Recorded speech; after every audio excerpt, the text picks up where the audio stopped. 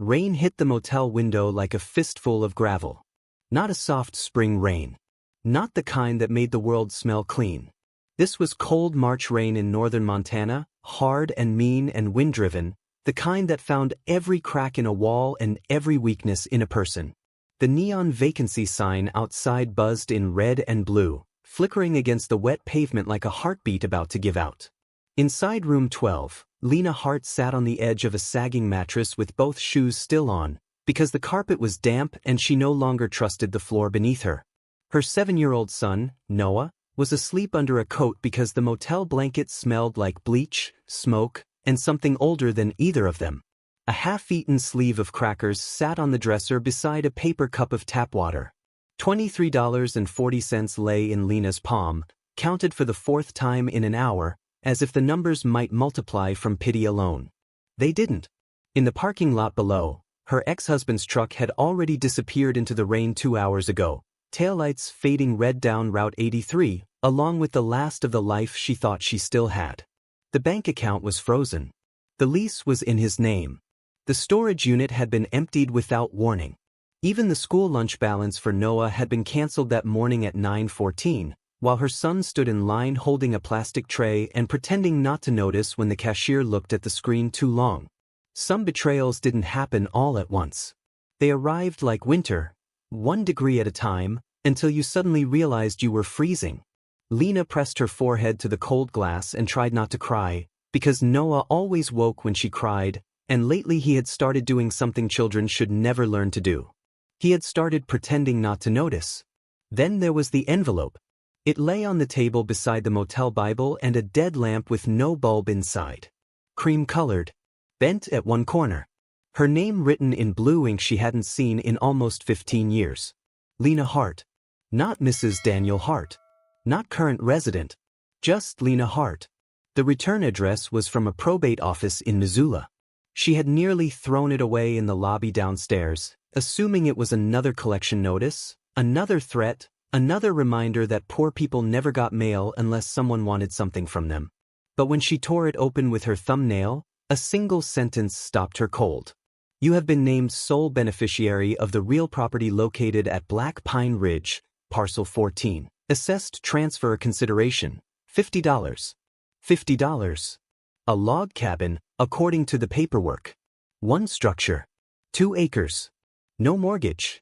She stared at the page until the words blurred, because she knew only one person who had ever lived on Black Pine Ridge. Walter Green. The man her mother had forbidden her to speak about. The old family outcast. The drunk, according to some. The liar, according to others. The one relative everyone erased from stories because he lived alone, made enemies easily, and left town gossiping that he'd spent 40 years guarding something no one believed existed. Now he was dead. And somehow, impossibly, he had left everything to her. Outside, thunder rolled over the highway.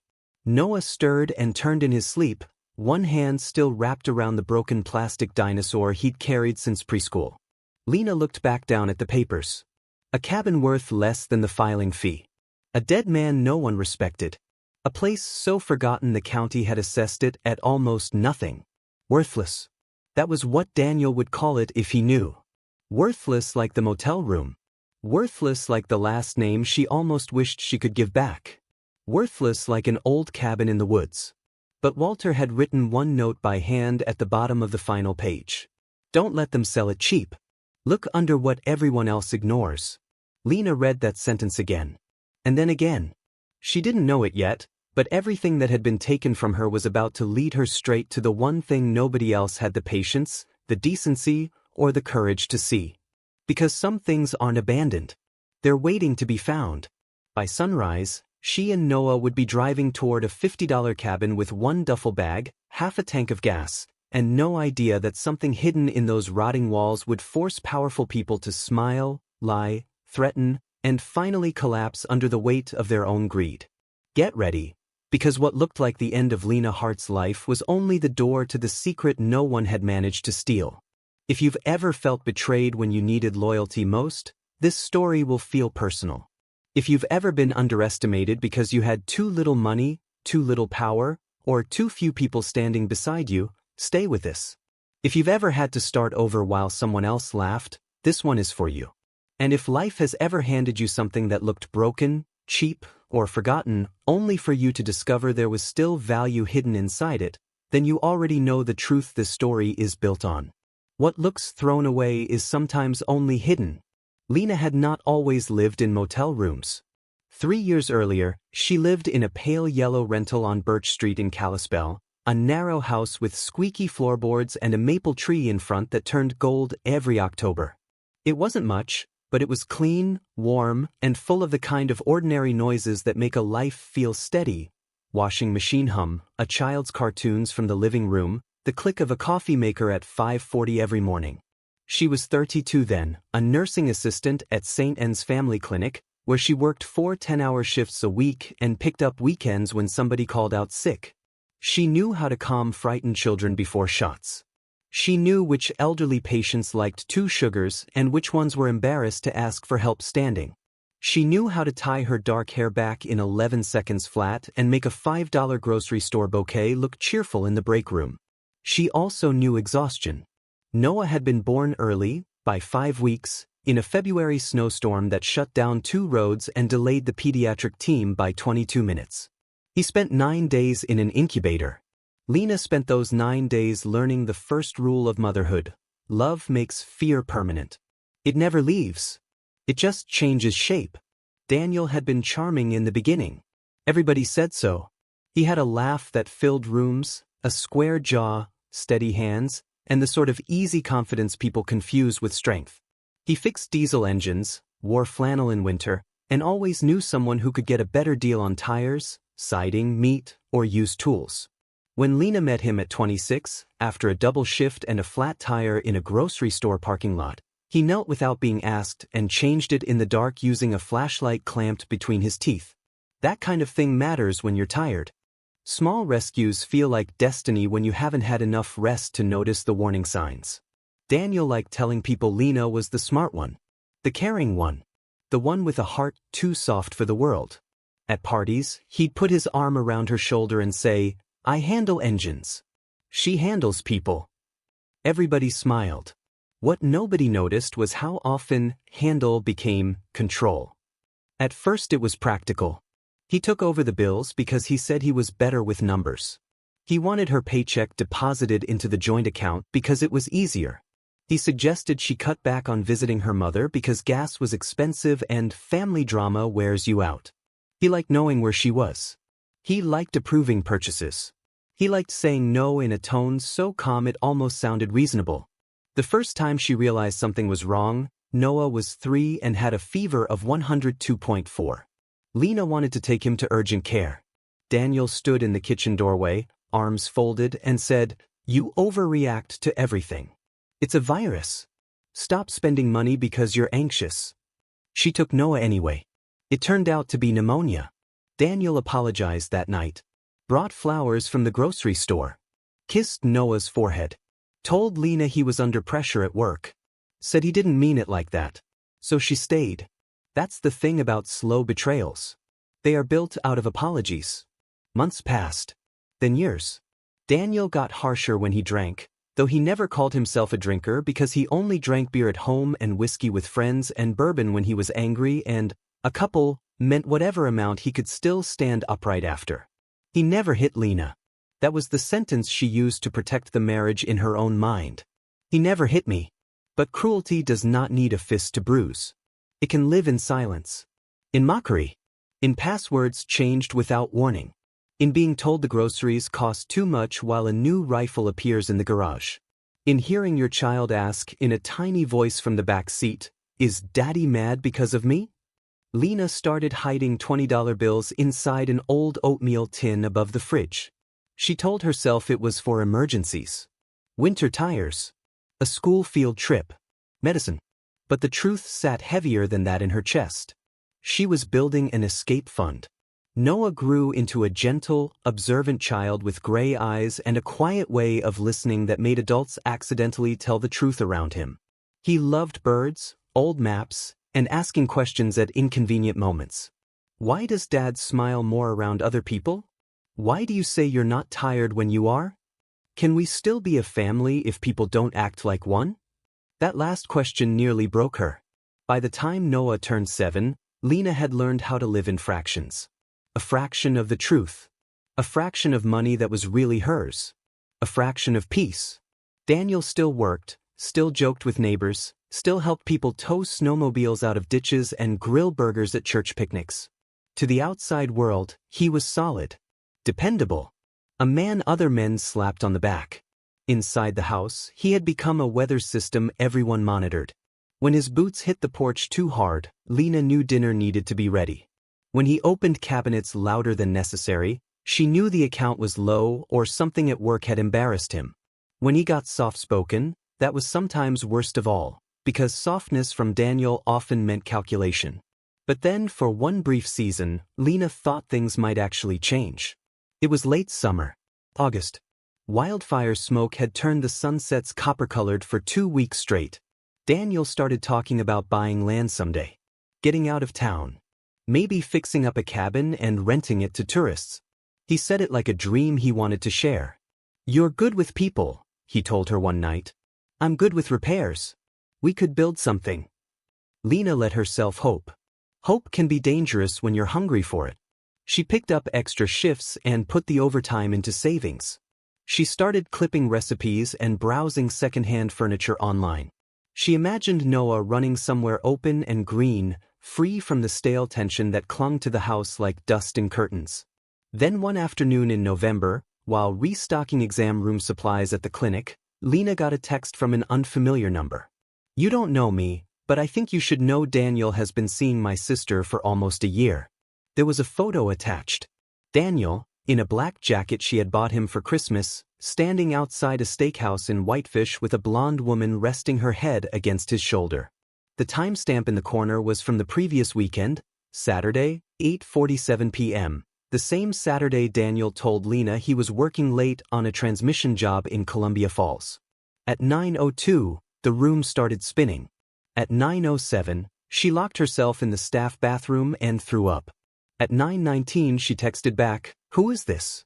By 9:26, the woman replied with more photographs, screenshots of messages, and one sentence that cracked the last support beam in Lena's heart. He told her he was leaving you after the holidays and that the house was already basically his. Basically his. Lena went home at 4:30 and waited until Noah was in his room coloring. Daniel came in at 5:11 carrying a paper bag of fast food and whistling. She put the photos on the kitchen table. For exactly 3 seconds, he said nothing. Then he laughed. Not nervously. Not in shock. He laughed like she had finally arrived at a conversation he'd been prepared to have for months. "So that's how you found out," he said. Lena felt the blood leave her face. "Found out? Come on, Lena. Don't do the trembling thing. It's exhausting." The kitchen smelled like fries, grease, and wet denim. Outside, the porch light flickered. Inside, something old and female and deeply wounded rose up in Lena's chest. "How long?" she asked. Daniel shrugged. "Does it matter?" "Yes. 9 months. Maybe 10. She stared at him. "You used our money." "Our money?" He snorted. "You mean the account I pay most of? I worked for that money. And spent most of it worrying." Lena took a breath that felt like swallowing glass. "We have a son in the next room. We had a son in the next room yesterday too. Doesn't change the truth." "What truth?" He leaned against the counter, almost bored. "That this is over." The refrigerator hummed. Somewhere down the hall, Noah was singing softly to himself, unaware that his entire life was being broken apart 30 feet away. Lena lowered her voice. "Then leave." Daniel smiled. "No." "What?" "No. The lease is in my name. The truck is in my name. The joint account is being moved tomorrow. And before you start with the martyr routine, let me save you some time. I already talked to a lawyer." Lena actually stepped back. "You what?" "I've been planning this for months." That was the moment the room changed. Not when she learned he had another woman. Not even when he admitted it. It changed when she realized he had not betrayed her impulsively. He had organized it. Carefully. Quietly. Like a man packing valuables before a fire alarm goes off. But he made a mistake. He thought cruelty felt like power. He didn't understand what it revealed. Lena picked up the photos with shaking fingers. So all of it was a lie. He looked toward the hall to make sure Noah wasn't there. Then he stepped closer and dropped his voice. You were useful. There's a difference. The sentence landed like a slap. Lena's throat tightened. You don't get to speak to me like that. He straightened. Actually, I do. Because you have nowhere to go. And there it was. The real point of everything. Not love. Not honesty. Not freedom. Control. He didn't want to leave and begin again like an adult. He wanted Lena cornered. Grateful for scraps. Ashamed. Easy to dismiss. She looked at him for a long moment. Then something in her face must have changed, because his smugness flickered. You know what? She said quietly. I would rather sleep in my car than spend one more night believing you define what I'm worth. Daniel scoffed. You won't. She turned toward the hallway. Watch me. That night she packed 2 duffel bags, Noah's school backpack, his asthma inhaler, 3 changes of clothes, birth certificates, her nursing license, and the oatmeal tin from above the fridge. $360. That was all. Noah stood in the bedroom doorway in dinosaur pajamas, clutching his blanket. Are we going somewhere? Lena knelt and held his face in both hands. Yes, baby. Is Dad coming? No. He studied her with a seriousness far beyond 7. Are we safe? Lena's eyes filled instantly, but she smiled anyway. We're going to be. That's when everything changed. The first week after leaving was all motion and paperwork and humiliation. A women's shelter in Flathead County had no beds available. A legal aid office could give her an appointment in 3 weeks. The school district let Noah stay enrolled temporarily under the McKinney-Vento provision for homeless students, and Lena memorized those words because they sounded sterile enough to survive. Better than saying, my child is homeless because his father spent 10 months planning our collapse. She took days off work she couldn't afford, then lost hours she desperately needed. Daniel froze the account as promised. He canceled her phone from the family plan. He sent one child support payment of $80, then claimed income instability. His lawyer filed for joint custody with a tone so polished it made Lena sick. He was not trying to co-parent. He was trying to exhaust her. And then came the final insult. At the courthouse, after a temporary hearing that lasted 19 minutes and changed almost nothing, Daniel caught up to her near the vending machines. He wore a clean flannel, polished boots, and the expression of a man performing civility for an audience. You look tired, he said. Lena kept walking. You should take the settlement. She stopped. What settlement? The one my attorney emailed. You walk away from claims on equipment, vehicle use, and back wages, and I won't contest school placement. She turned slowly. You hid money. He smiled thinly. Prove it. Why are you doing this? Because dragging this out will ruin you faster than it ruins me.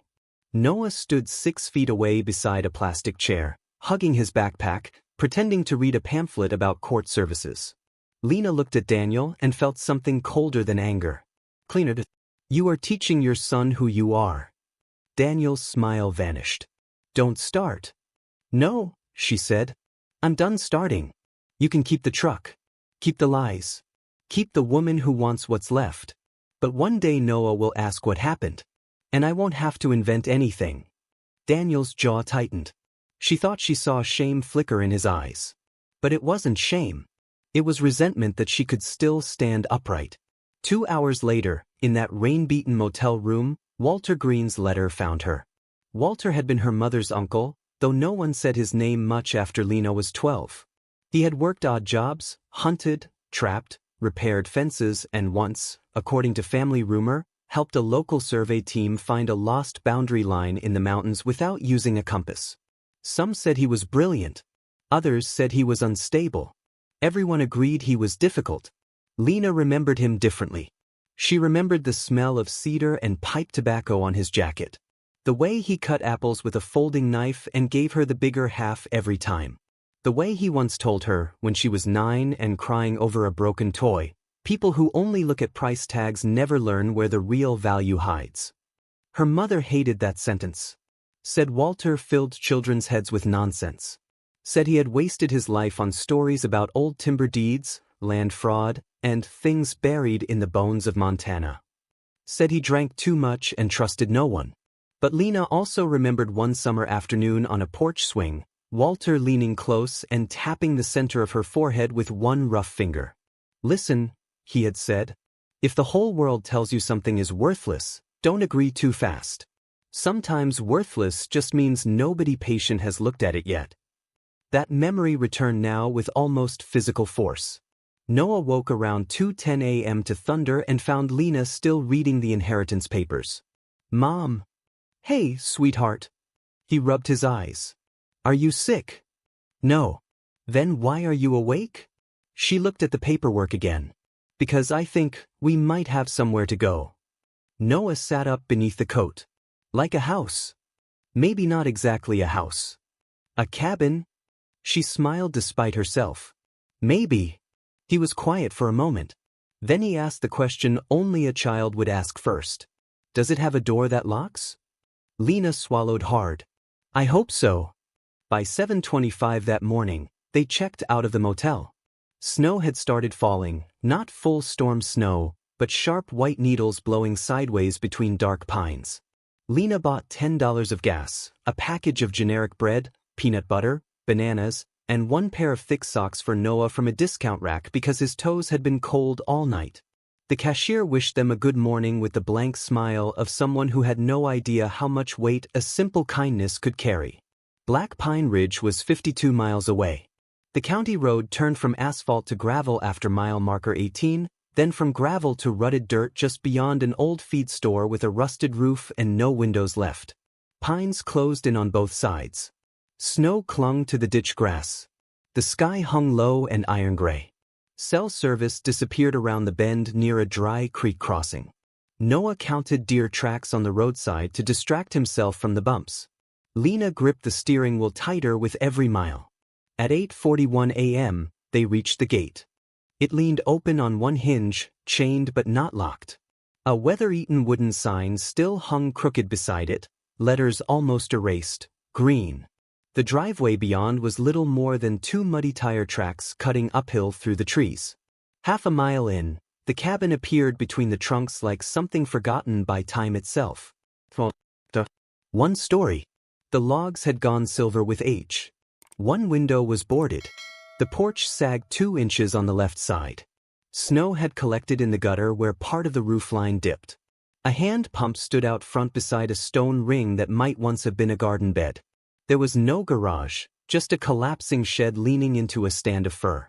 Lena stopped the car and did not move. This was the inheritance. This was the miracle. This was the joke, if the universe was still in that kind of mood.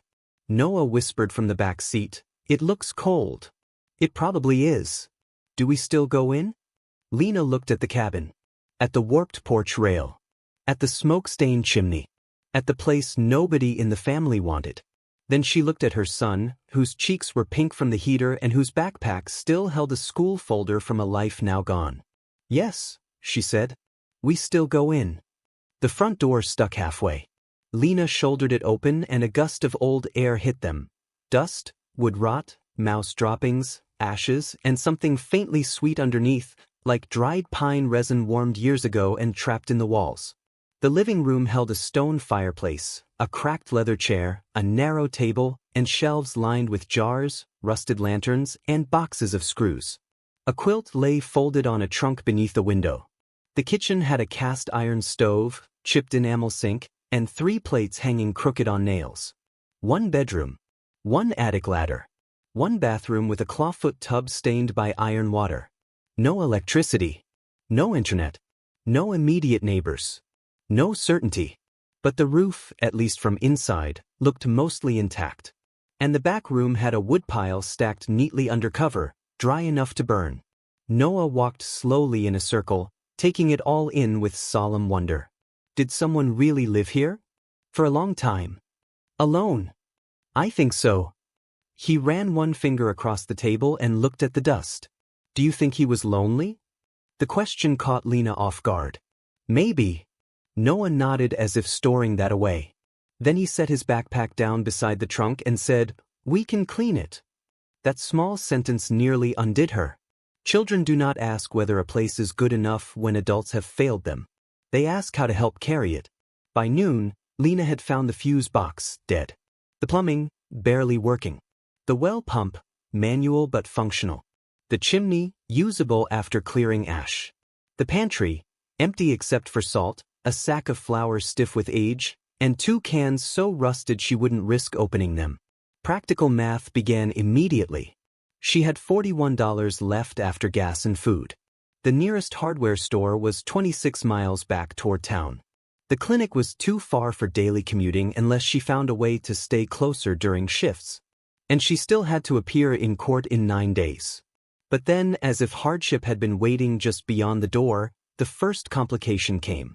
At 1:17 p.m., a white county truck rolled up the drive. Lena stepped onto the porch, heart racing. A broad man in a canvas jacket climbed out, clipboard in hand. "Afternoon," he called. "Can I help you?" He looked past her at the cabin. "You Lena Hart?" "Yes." He checked the clipboard. Code inspection follow-up.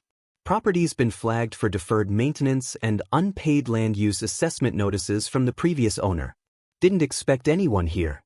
Lena's stomach dropped. Unpaid what? County notices. Minor now. Could become a lien if not addressed. How much? He flipped a page. Current delinquent fees and penalties total $1,384. For a second, the world blurred around the edges. She had $41. The man must have seen something collapse in her face, because his tone softened by half an inch. "I'm not saying it's due today, but you'll want to deal with it within 60 days. Also need smoke detectors, railing repair, and a structural review on that porch. If you're living here, there are occupancy concerns." Noah had appeared silently in the doorway behind her. The man saw him and cleared his throat. "I'll leave the paperwork." He handed her an envelope and went back to the truck. At the bottom of the steps, he paused and looked over his shoulder. "Miss Hart?" "Yes. This road gets ugly after dark when the temperature drops. You might want to bring in enough wood before sunset." Then he drove away, leaving the cabin quiet again. Lena stood there with the envelope in numb fingers. A gift wrapped in penalties. A shelter already slipping toward debt. A place that might not legally remain theirs if she couldn't outrun a clock she hadn't known was ticking. He thought he won. He hadn't. Because hidden inside that pressure, inside the cold, the deadlines, the humiliation, the raw arithmetic of survival, something else was waiting. Something Walter had counted on. Something nobody had found because nobody had stayed long enough to suffer for it. That first night in the cabin, the temperature dropped to 24 degrees. The wood stove burned hot for an hour, then cooled too fast because the damper stuck and the seals leaked. Lena used one of Walter's old quilts to block the draft under the front door. She pushed the trunk against the window with the cracked frame. She fed Noah peanut butter sandwiches by lantern light and acted as though eating on upside-down soup bowls because the table wobbled was part of an adventure. "Pioneer dinner," she said. Noah smiled because he wanted to help the lie. Later, when he fell asleep in the only real bed under 2 blankets and his coat, Lena sat in the leather chair by the dying fire with the county notice in her lap and finally allowed herself to break. Not graceful tears. Not cinematic sorrow. A full-body collapse of breath and sound, muffled into both hands so Noah wouldn't hear. Her shoulders shook so hard the chair creaked beneath her. Snot. Hiccuping. The kind of crying that came not from one event, but from too many at once. Betrayal, fear, court dates, money, cold, motherhood, exhaustion, humiliation, and the unbearable pressure of being the only adult in the room forever. She cried for the woman who had worked double shifts and still asked permission to buy winter boots. She cried for the child at the school cafeteria. She cried because she had inherited shelter and a new threat in the same envelope. And she cried because, beneath all of it, some part of her still feared Daniel had been right. Nowhere to go. Worthless. Too weak to survive without him. The fire popped once, sending a brief shower of sparks up the chimney. Lena wiped her face, stood up, added another log, and whispered into the room as if answering a voice that wasn't there. No. Just that. Because grief makes room for decisions if you let it. By morning, survival had become a schedule. 5:30 a.m. wake before Noah. Start fire. Melt ice from the wash basin if needed. 6 a.m. pump water. Heat oats if there were oats. Bread if there was bread. 7 a.m. drive Noah to the church run day program in town on days Lena could pick up clinic shifts. 8:15 a.m. call legal aid during breaks. Call county. Call utility co-op. Call the school liaison. 12:30 p.m. skip lunch or eat half a banana. 5 p.m. buy only what fit into exact cash envelopes. Groceries, gas, medicine. 7 p.m. return to the cabin before the road iced over. 9 p.m. patch. Sweep. Stack wood. Read notices. Don't panic. She sold her wedding ring for $180 at a pawn shop near the highway.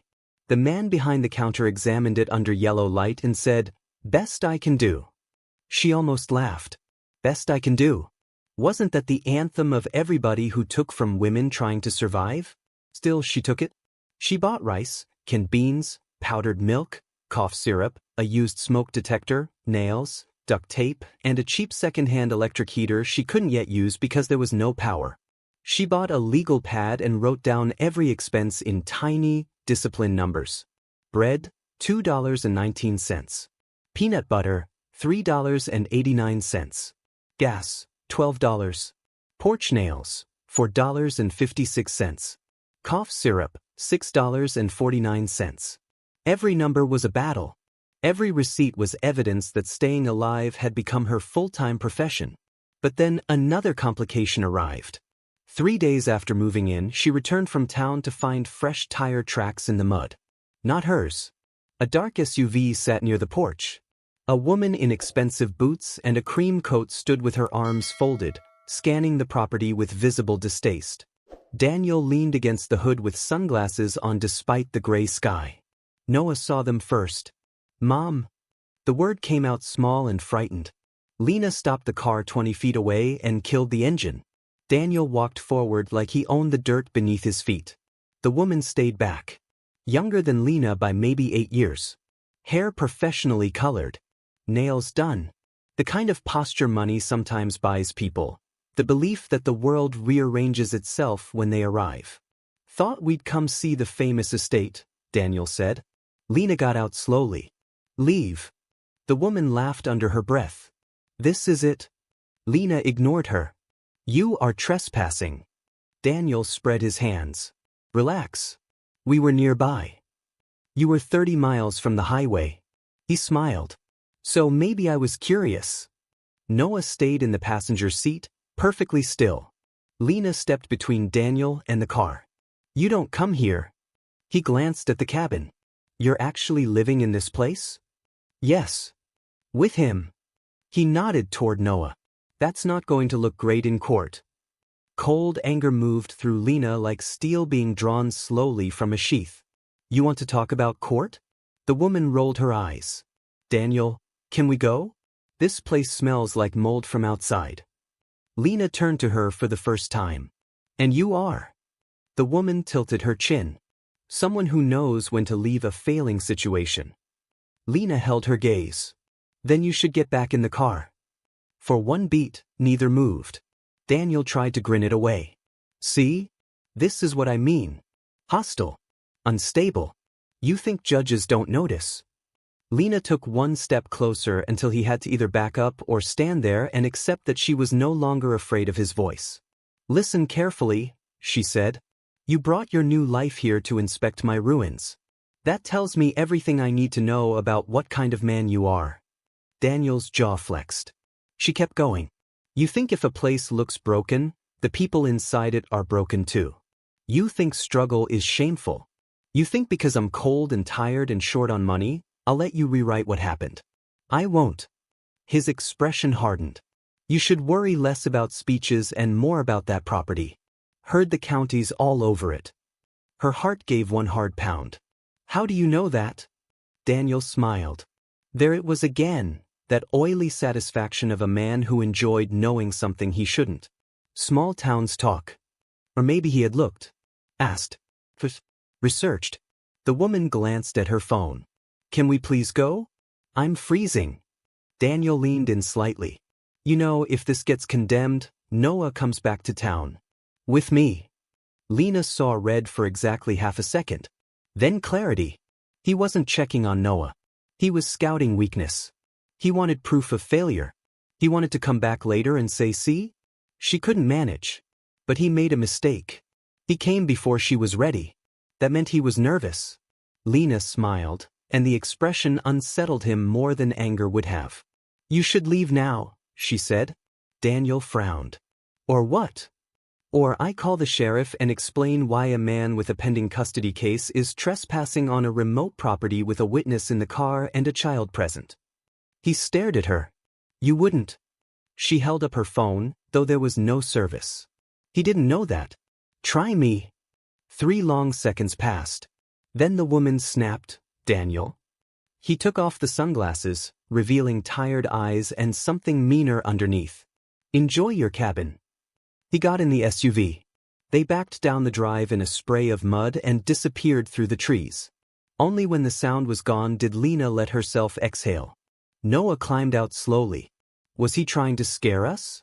Lena crouched down in the cold. Yes. Did it work? She looked at the road where Daniel had gone. Then at the cabin behind her. A little, she admitted. But not enough. Noah nodded as if that answer made perfect sense. The days turned harder. A storm hit on the 7th night, bringing sleet, 40-mile-per-hour wind gusts, and a branch that tore loose from a pine and slammed onto the porch roof at 11:46 p.m. Lena spent an hour in boots and gloves in near darkness dragging it clear while Noah watched from the doorway wrapped in a blanket, eyes wide with terror.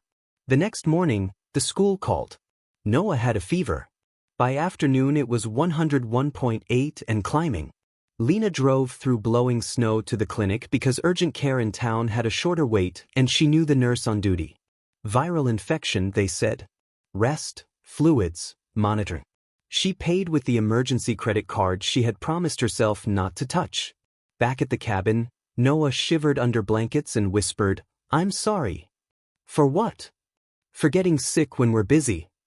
Lena sat down so fast the chair scraped the floor. Never say that. He blinked at her. You hear me? You are not a problem to fit around. You are my son. His lip trembled. I don't want to make things harder. She pulled him into her arms carefully, mindful of the fever. Then let me tell you something. The only reason this is hard is because grown people made selfish choices. Not you. Never you. He cried then, hot tears against her sweater, and she held him through it while the wind pushed at the walls and the fire burned low. Outside, the world was all white noise and pine shadows. Inside, the shape of their new life was being forged under pressure no child should know. The county deadline still hung over her. Legal aid called back with partial guidance but no miracle. A contractor quoted $600 for basic porch stabilization and a written inspection she needed for occupancy compliance. $600. It may as well have been $6 million. Lena considered selling the cabin. The thought came late one night while balancing the legal pad on her knee and adding columns until numbers blurred.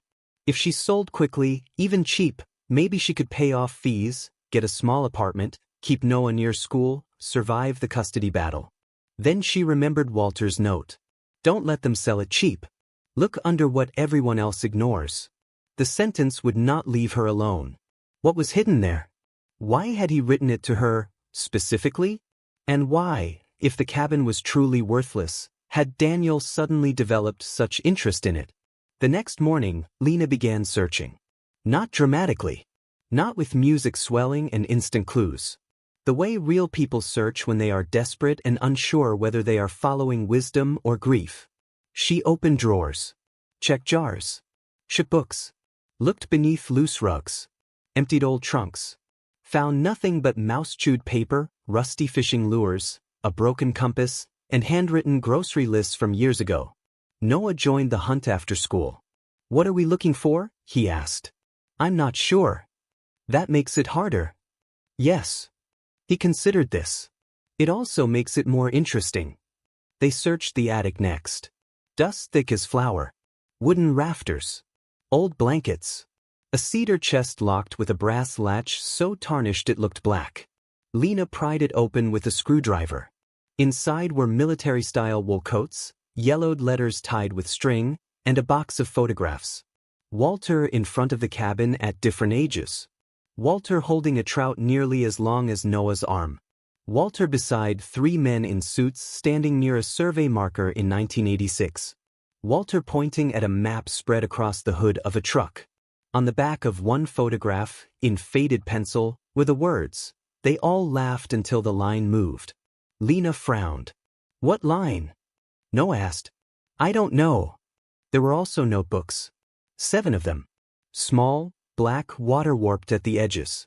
The pages were crowded with dates, sketches, property numbers, trail notes, weather records, and angry fragments of observation. Parcel shifted. Title chain wrong after 1978 filing. They think I forgot where they buried the proof. Under the cabin is safer than banks. Never trust men who smile at land meetings. Lena's pulse quickened. This was not drunken nonsense. It was obsessive, dense, repetitive, eccentric. But it was also specific. Dates, book numbers, survey references, county abbreviations. Noah pointed to a sketch of the cabin floor. "What's that?" In the margin of one notebook, beneath a drawing of the living room, Walter had marked an X near the fireplace and written, "Hollow under east stone, but not for firewood." Lena stared at it. Not for firewood. That night, after Noah fell asleep, she knelt in front of the fireplace with a lantern and ran her fingers along the stonework. Cold granite. Mortar. So, on the right side, nothing. On the left, near the base, the third stone from the floor felt different. Slightly warmer from the fire, yes, but also smoother at the edge as if it had been handled more often. She pressed. Nothing. She wedged a flat screwdriver into the seam and pushed. At first, nothing. Then a tiny shift. Barely a click. Her breath caught. The stone loosened by a fraction of an inch. Lena stopped immediately and looked toward the bedroom where Noah slept. Not fear. Reverence. Because after weeks of cold numbers, court papers, and being told what she could not fix, the cabin had finally answered back. She lowered the stone carefully onto a folded towel. Behind it was darkness and a cavity roughly the size of a shoebox. Inside sat an oilcloth bundle tied with twine and a smaller metal tin blackened by soot. Lena's hands shook so badly she had to set the lantern down. She untied the oilcloth first. It held a stack of documents sealed inside wax paper. Old deeds, survey plats, notarized statements, and what looked like correspondence between a timber company and county officials dating back decades. Acreage figures. Signature blocks. Parcel descriptions. Red circles. Marginal notes in Walter's handwriting. The tin held something else. 10 gold coins in individual sleeves. And 1 velvet pouch. When she opened it, a diamond pendant caught the lantern light and threw it back in white fire across the stone floor. Lena actually jerked away. The pendant was old, maybe antique, pear-shaped, set in platinum filigree, heavy enough to feel serious in the hand. Not costume. Not sentimental junk. Real, or real enough to make her heart pound in her throat. She sat frozen in the firelight. This was impossible. This was dangerous. This was either the answer or the beginning of a much bigger problem. And beneath the documents lay one more folded note addressed in the same blue ink as the probate letter. For the boy who notices. Lena unfolded it with trembling fingers. If you found this, it means you stayed long enough to listen. The papers prove the green line was cheated out of mineral and timber rights tied to adjoining parcels. They hid it in refiled maps, false valuations, and a shifted survey line. Most folks will only see the cabin. That is why they lose. The real value was never the cabin. It was what the cabin stood on, and what the old records can unlock. Don't trust quick offers. Verify everything. And tell the boy the birds were right. Lena read the note twice. For the boy who notices. Noah. Not her. He had noticed the house. The loneliness. The dust. The possibility. Lena looked at the pendant. The coins. The evidence. 5 million? What? Less? Was this fantasy, fraud, or fortune? The fire cracked softly behind her. She heard the bedroom floorboard creak. Noah stood in the doorway, hair messy, blanket around his shoulders. Mom! She turned too fast. Hey, did I wake you? He rubbed his eyes. Then saw the open cavity, the bundle, the light on her face. What happened? Lena looked at him, then at Walter's note. And in a whisper that changed the air in the room, she said, I think he left us a secret. That line forced everything forward. Morning could not come fast enough. Lena barely slept. By 6:15 a.m., she had repacked the documents into the oilcloth, wrapped the pendant separately in a sock, and hidden everything inside Noah's old board game box under the bed. She knew enough from hardship to understand one rule immediately: never let visible hope sit in plain sight. She drove Noah to the church program, then headed straight to Missoula, nearly 2.5 hours south, because Walter's probate paperwork listed the attorney who handled the estate. His name was Samuel Keene. His office occupied the second floor above a bakery that smelled like butter and cinnamon. Lena arrived at 10:52 a.m. in boots still dusty from the cabin road, carrying a canvas tote so tightly her knuckles had gone pale. The receptionist looked up. Do you have an appointment? No. But I inherited property from Walter Green. I need to speak to Mr. Keene. She expected to be turned away. Instead, the woman's expression changed almost imperceptibly. One moment. 5 minutes later, Lena sat across from a narrow man in his 60s with silver hair, half-moon glasses, and the posture of someone who had spent 40 years leaning over other people's secrets. His office walls were lined with legal books and framed land surveys. On the windowsill sat a dying fern and an old brass compass. You're Lena, he said. Yes. He studied her face. You look like your mother. Lena almost laughed from the stress of hearing that in such a place. That's not always meant kindly. He gave the faintest hint of a smile. Walter thought highly of you. You knew him? For 28 years. Professionally, mostly. Though with Walter, lines blurred. Lena hesitated, then set the tote on her lap. Why did he leave me the cabin? Samuel leaned back. Because everyone else wanted whatever value they could see immediately. You were the only one he believed might stay long enough to discover the value nobody else respected. Lena's pulse kicked. Then you knew there was something there. Samuel's gaze sharpened. What did you find? That was the test. She felt it instantly. Not just curiosity. Measurement. Could he be trusted? Was he fishing? Had Walter told him everything or only enough to put the right person in motion? Lena took a careful breath. Before I answer that, I need to know whether he was telling the truth.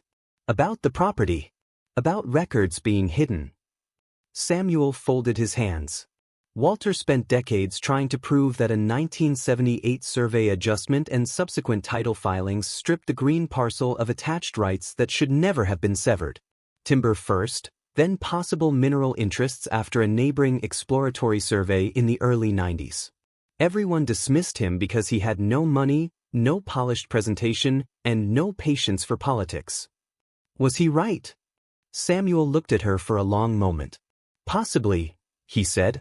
But possible and provable are different words in law. Lena opened the tote. She laid the wax-wrapped documents on his desk. Then, after a beat, the velvet pouch. The lawyer's face did not change immediately, but his eyes did. He reached for the top document with extreme care. For the next 20 minutes, the only sounds in the office were paper sliding, pages turning, distant traffic below, and Lena's own heartbeat thudding in her ears. Samuel read, stood, pulled a magnifying lamp closer, read again, then unlocked a side cabinet and retrieved a county plat book from 1981. He compared signatures. Parcel numbers. Boundary marks. Then he stopped on one notarized affidavit and exhaled slowly through his nose. What? Lena said. He did not answer at once. He just kept reading. Mr. Keene. He took off his glasses and looked at her with a kind of astonishment he was too professional to dramatize. If these are authentic, he said, Walter may have preserved the only surviving documentation linking the original green boundary line to rights transferred under false assumptions 47 years ago. Lena sat perfectly still. What does that mean?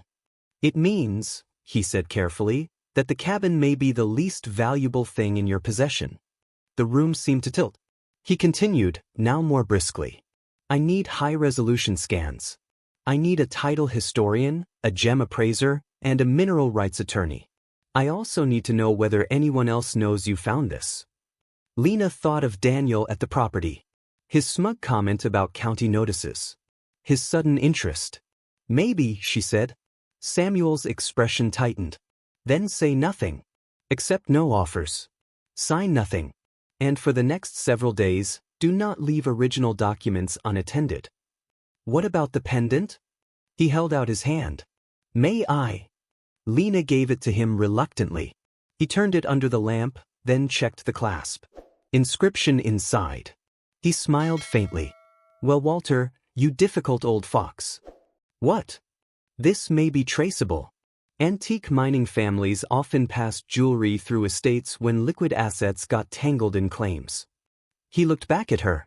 If the stones test genuine and provenance connects, it's valuable on its own. But the documents are the real earthquake. The phrase hung in the room. Real earthquake. Lena felt dizzy. How much are we talking about? Samuel did not guess wildly. That alone made her trust him more. Too early to say. But if the rights were improperly stripped and later exploited or left dormant against the record they should have reflected, several million is plausible. 5, perhaps more, depending on recoverable value and settlement posture. 5 million. There was. Not rumor. Not fantasy. A number spoken by a man whose office smelled like dust, ink, and caution. But then came the next twist. Samuel opened Walter's probate file and removed a sealed envelope Lena had never seen. On the front were the words, "Only if she finds it." He handed it to her. Inside was a shorter note. Lena, if you're reading this, you did what stronger-looking people could not. You stayed. There are men who will suddenly remember my name if the records surface. They will say they want to help. They will say I was confused. They will say you misunderstood. Do not believe the ones who arrive smiling. They ignored me when I was poor because they thought poverty meant madness. It does not. It only makes truth less convenient for powerful people. If the proof holds, use it for the boy first. And remember, some things aren't abandoned. They're waiting to be found. Lena lowered the paper slowly. Her hands had stopped shaking. Not because the fear was gone. Because the truth had entered the room. Samuel arranged the documents into neat piles. I'm going to make calls today. Quiet ones. We proceed carefully. Verification first. Then notice. Then protection. Lena nodded, then suddenly remembered the county lien, the porch, the heating issues, the credit card bill, the clinic, Noah. My son and I are living there, she said. And we're not in a good position. Samuel looked at her over his glasses. How not good? She held his gaze for 2 seconds before deciding there was no dignity left in pretending. We were in a motel 6 days ago. He absorbed that without pitying her. Understood, he said.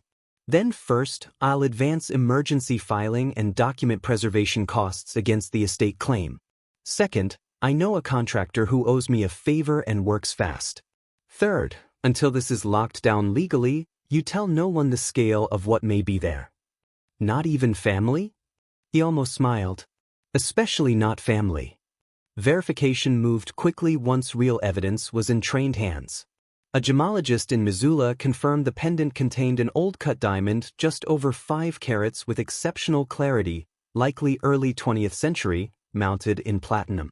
Estimated auction value, between $340,000 and $420,000, depending on provenance.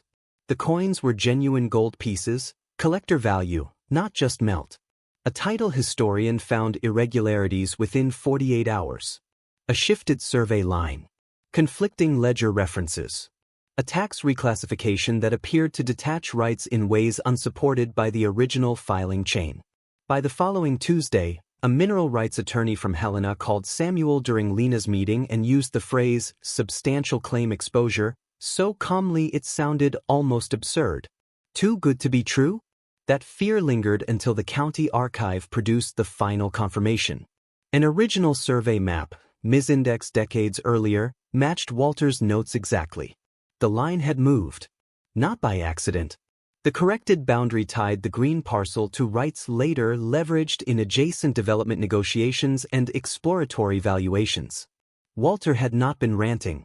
He had been right. All those years. All that ridicule. All that loneliness. He had died in a cheap cabin with the truth hidden in stone, while polished men in clean offices dismissed him because it was easier than admitting a poor old man had outlasted their paperwork. And now that truth belonged to Lena. The confirmation came at 3:18 p.m. on a Wednesday while she was in the clinic parking lot eating crackers from her glove compartment. Samuel's voice was steady, but underneath it she could hear triumph. "It's real," he said. Lena closed her eyes. "How real?" "Real enough that I want you off ordinary phone lines as soon as possible. Real enough that two parties will likely try to contact you within days if records requests ripple the wrong direction. Real enough that your estimate is no longer survival." She gripped the steering wheel. "What is it now?" With a pendant, coins, likely settlement posture, and rights valuation exposure, conservatively, $5 million is on the table. Lena didn't cry this time. She laughed once, a stunned, disbelieving sound that broke halfway into a sob. $5 million. From a $50 cabin. From a dead man everyone called crazy. From a place Daniel sneered at in expensive boots. Samuel kept talking. "Listen carefully. There's one more thing." Lena straightened. "What?" "Someone has already tried to access old county copies under your parcel number this morning." Her skin went cold. "Who?" "I don't know yet. But Walter was right. The smiling men are waking up." Justice did not arrive all at once. First came the offers. A local land consultant left a cheerful voicemail saying he represented interested buyers who would love to help Lena convert a difficult property into immediate cash. A second caller suggested the documentation Walter preserved might be historically interesting but legally uncertain, and offered a fast private transaction on the cabin before costly disputes tied it up. Then Daniel texted. He hadn't texted in 9 days. The message read, "Heard you found papers. Don't do anything foolish. We should talk." Lena stared at the screen until the letters seemed to pulse. So that was it. He knew enough to circle back. Not enough to understand. Just enough to smell money. She did not reply.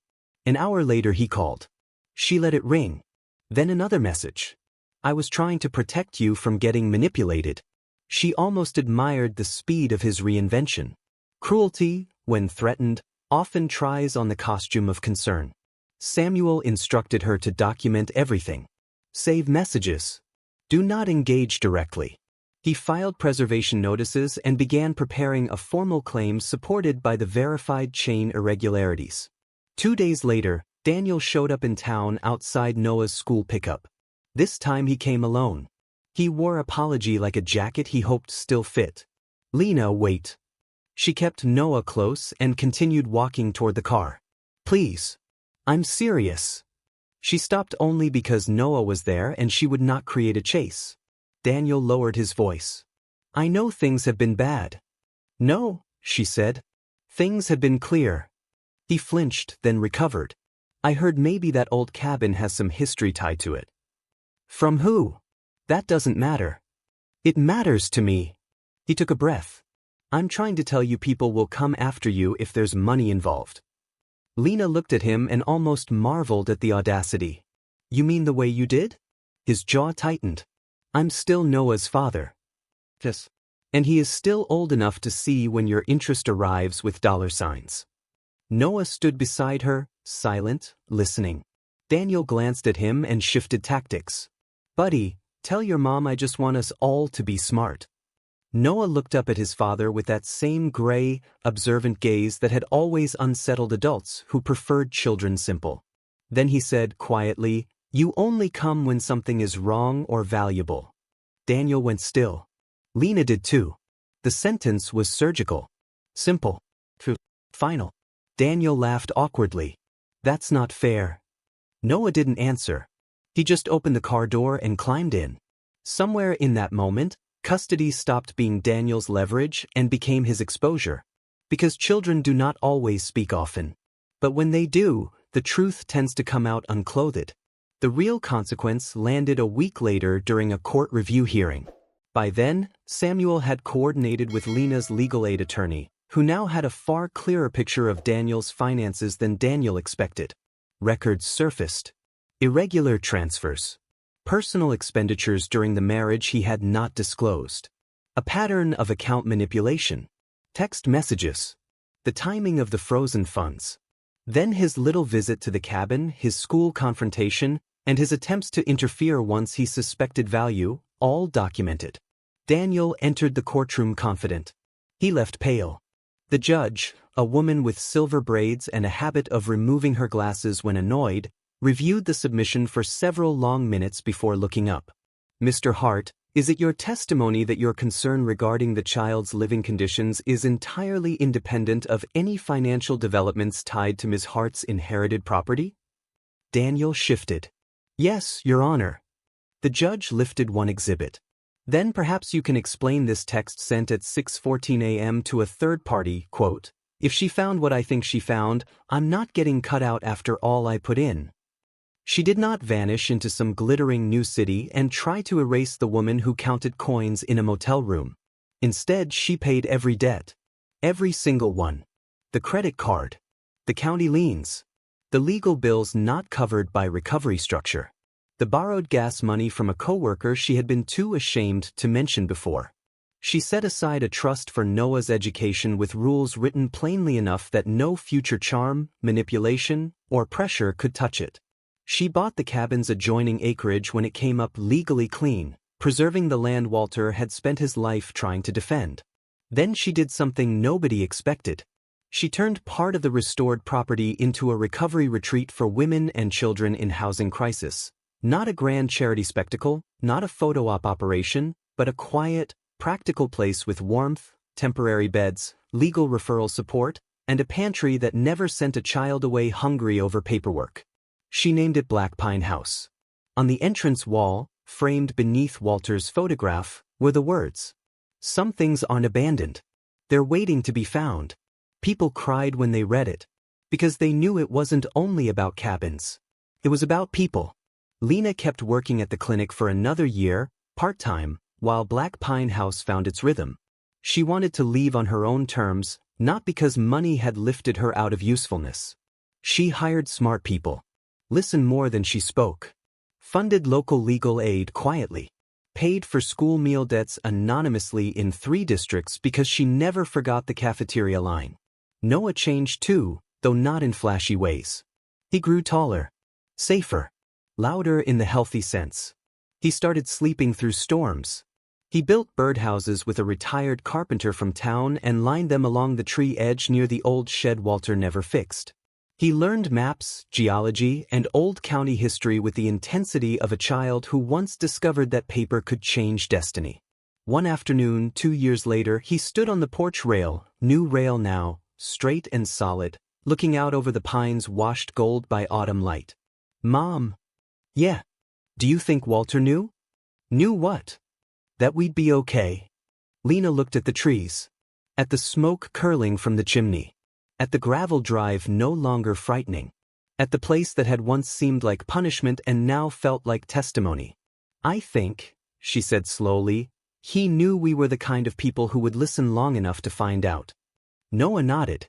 "The birds were right." Lena laughed softly. "Maybe they were."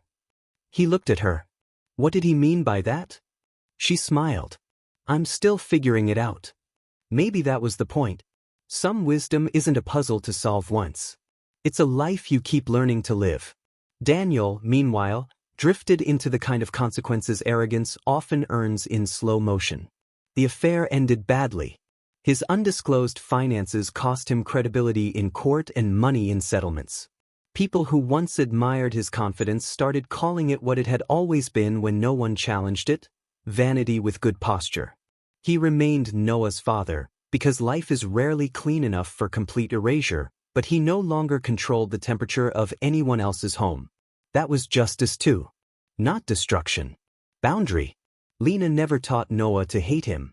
She taught him to notice patterns, to believe actions before speeches, to leave rooms where respect had gone missing, to never confuse being needed with being cherished, and above all, to remember that value is not decided by the loudest voice in the room. Sometimes it sleeps beneath soot and stone while better-dressed people walk right past it.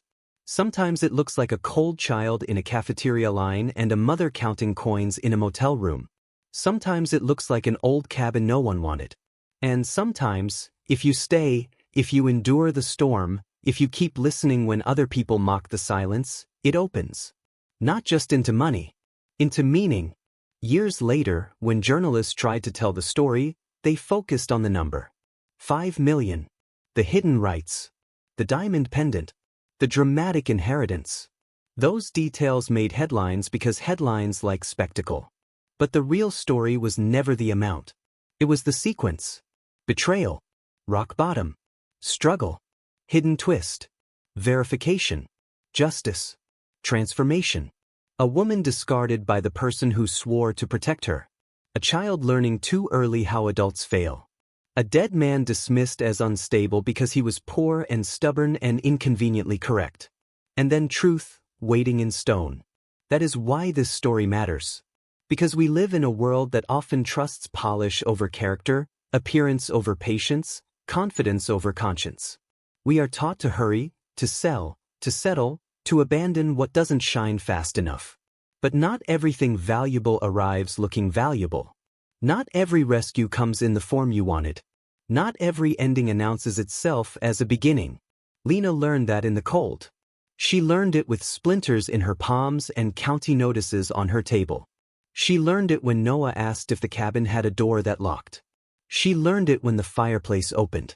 She learned it when trained experts confirmed what a lonely old man had written down by hand and hidden from greed.